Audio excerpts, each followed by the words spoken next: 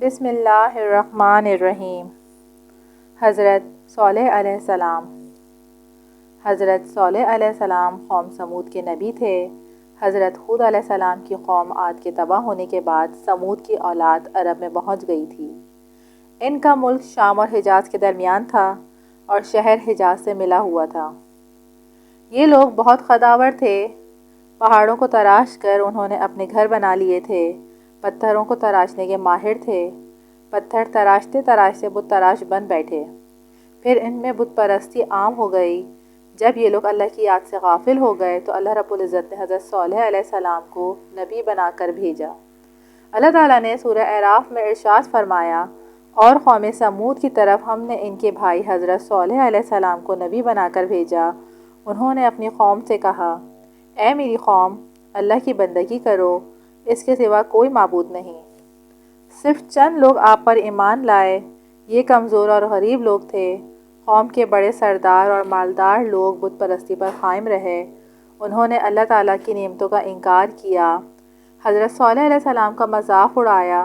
وہ مذاق اڑاتے اور بولتے، اگر ہم خدا کے صحیح دین پر نہ ہوتے تو آج ہمیں یہ دھن دولت، سرسبز و شاداب باغات اور بلند و بالا عالیشان محلات، میوہ جات کی کثرت، شیریں نہریں، یہ سب کچھ کیوں حاصل ہوتا؟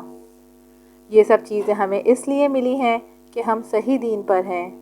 دوسری طرف آپ خود دیکھیں، جو لوگ آپ کی پیروی کر رہے ہیں، انہیں دیکھیں، ان کی تنگ حالی اور غربت کو دیکھیں، اور بتائیں کہ خدا کے مقبول بندے کون ہیں۔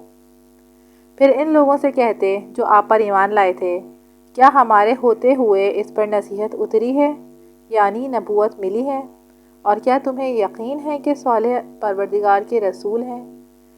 مسلمان انہیں جواب دیتے، بے شک ہم ان کے لائے ہوئے پیغام پر ایمان لا چکے ہیں۔ تب وہ جواب دیتے، ہم تو اس پر ایمان نہیں لائیں گے۔ ان مغرور اور سرکش لوگوں نے حضرت صالح علیہ السلام کی دعوت کو قبول نہ کیا۔ حضرت صالح علیہ السلام نے ان الفاظ میں انہیں تبلیغ کی، اے میری قوم، اللہ کی بندگی کرو، اس کے سوا تمہارا کوئی معبود نہیں، جس نے تمہیں زمین سے پیدا کیا، پھر اسی میں تمہیں بسایا، بس اسی سے بخشش مانگو اور اسی کی طرف رجوع کرو۔ جواب میں وہ کہتے، کیا تو ہمیں ان معبودوں سے روکتا ہے جن کی پوجا ہمارے باپ دادا کرتے تھے؟ غرض وہ آپ کو جھٹلاتے رہے۔ ادھر حضرت صالح علیہ السلام انہیں اللہ کا پیغام سناتے رہے۔ آخر انہوں نے کہا، اگر تم سچے ہو تو کوئی معجزہ دکھاؤ۔ اس پر حضرت صالح علیہ السلام نے فرمایا، تمہاری خواہش کے مطابق میں تمہیں معجزہ دکھا دیتا ہوں، لیکن اس کے بعد بھی اگر تم ایمان نہ لائے تو پھر تم پر اللہ کا عذاب آئے گا۔ اس پر انہوں نے کہا، ہم ہر سال فلاں تاریخ کو شہر سے باہر جاتے ہیں، اپنے ساتھ بتوں کو بھی اچھی طرح پوشاک پہنا کر لے جاتے ہیں، پھر ان سے اپنی حاجتیں مانگتے ہیں۔ تو بھی ہمارے ساتھ چل، اپنے خدا سے اپنی مراد مانگ، پھر دیکھیں گے تیرا خدا تجھے کیا دیتا ہے اور ہمارے خدا ہمیں کیا دیتے ہیں۔ حضرت صالح علیہ السلام نے ان کی بات کو قبول کر لیا۔ آخر وہ دن آ گیا جب انہیں باہر نکلنا تھا۔ حضرت صالح علیہ السلام کے ساتھ وہ تھوڑے سے مسلمان تھے جو ان پر ایمان لائے تھے۔ جب وہ عیدگاہ پہنچ گئے تو انہوں نے اپنے بتوں کو اچھی طرح سجایا اور اپنے سامنے تختوں پر بٹھایا، پھر بڑے ادب سے ان سے اپنی حاجات مانگنے لگے۔ حضرت صالح علیہ السلام نے فرمایا، مانگنا ہی ہے تو ان بتوں سے کوئی انوکھی چیز مانگو تاکہ ہم بھی دیکھیں تمہارے بت کس قدر قدرت رکھتے ہیں۔ وہ لوگ بتوں کے سامنے بڑی عاجزی سے مانگتے رہے، لیکن کچھ بھی نہ ہوا۔ آخر تنگ آ کر بیٹھ گئے۔ اس پر حضرت صالح علیہ السلام نے فرمایا، اب کہو میں کیا کر کے دکھاؤں؟ میں اپنے پروردگار سے دعا کروں گا اور وہ ہو جائے گا جو تم کہو گے۔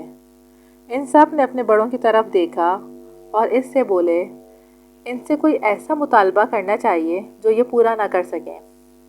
سردار نے پہلے سوچا، پھر بولا، اگر آپ واقعی اللہ کے پیغمبر ہیں تو ہماری پہاڑی کاتبہ سے ایک ایسی اونٹنی نکال دیجئے جو 10 مہینے کی حاملہ ہو اور پوری طرح طاقتور ہو، پھر وہ ہمارے سامنے بچہ جنے، وہ بچہ بھی اسی کی شکل کا ہو، اس کا رنگ و روپ بالکل اسی جیسا ہو۔ حضرت صالح علیہ السلام نے ان کی بات سن کر فرمایا، اگر میں اللہ کے حکم سے تمہارا یہ مطالبہ پورا کر دوں تو تم سب مجھ پر اور میری دعوت پر ایمان لے آؤ گے؟ ان سب نے اقرار کیا، ہاں ہم ایمان لے آئیں گے۔ اب حضرت صالح علیہ السلام نے 2 رکعت نماز ادا کی، پھر اللہ تعالیٰ سے یوں دعا کی، اے پروردگار، آپ کے لیے تو کوئی کام مشکل نہیں، ان کا مطالبہ پورا فرما دیں۔ مسلمان بھی اس وقت آپ کے پاس کھڑے تھے۔ آپ کا ان الفاظ میں دعا کرنا تھا کہ اچانک پہاڑی پھٹی اور انہوں نے پہاڑ میں سے بالکل ایسی ہی اونٹنی نکلتے دیکھی۔ پہاڑ سے نکلتے ہی اونٹنی جنگل میں چڑھنے لگی۔ کچھ ہی دیر میں اس کا بچہ پیدا ہو گیا۔ وہ بچہ بھی اسی کے رنگ روپ کا تھا۔ اس واقعے کا ذکر کرتے ہوئے اللہ تعالیٰ نے فرمایا، بے شک تمہارے رب کی طرف سے یہ واضح دلیل آ چکی، یہ تمہارے لیے اللہ کے نام پر چھوڑی ہوئی اونٹنی ہے، تمہارے لیے ایک فیصلہ کن نشانی ہے، بس اسے کھلا چھوڑ دو تاکہ خدا کی زمین میں جہاں چاہے چرے، اسے کسی قسم کا نقصان نہ پہنچاؤ ورنہ تم پر دردناک عذاب آ جائے گا۔